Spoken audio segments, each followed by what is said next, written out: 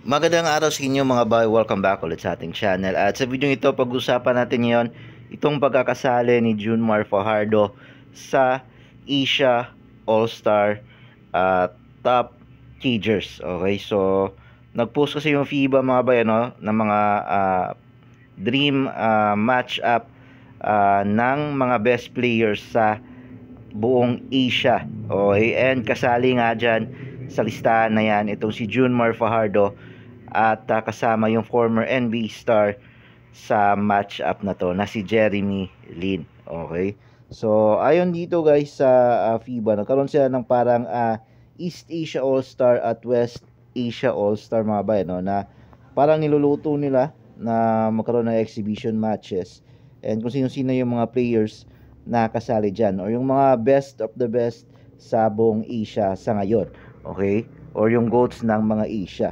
So nasali nga dyan itong si Junmar Fajardo mga bayan, no? So meron silang tigli-limang players mula sa West Asia All-Star at 5 sa East Asia All-Stars din. Okay, so nandito yung mga nakasali sa mga teams, okay, bilang mga best players ng Asia. So sa Team East, nandyan yung point guard ng Japan, okay, yung Japanese point guard na si Yuki Kawamura. Nandyan din yung Korean sniper na si Choi Jun-yong, former NBA star na si Jeremy Lin ng Chinese Taipei. Nandyan din si Zhang Zelin, yung big man ng China. And syempre yung 7-time PBA MVP na si Junmar Fajardo mula dito sa Philippines. So nasa Team East All-Star itong si Junmar Fajardo mga bayan, no?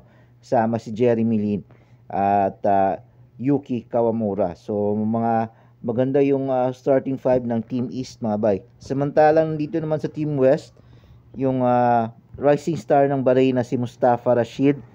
Okay, nandito din yung guardia ng Kuwait na si Hamad Hassan.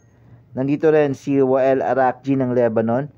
Nandiyan din si Arsalan Kazemi ng Iran at si Behemoth Abdul Wahabad ng Syria. So ayon pa dito sa kanila, magandang match up yung Wael Arakji versus Jeremy Lin. Marami yung gusto makita nito.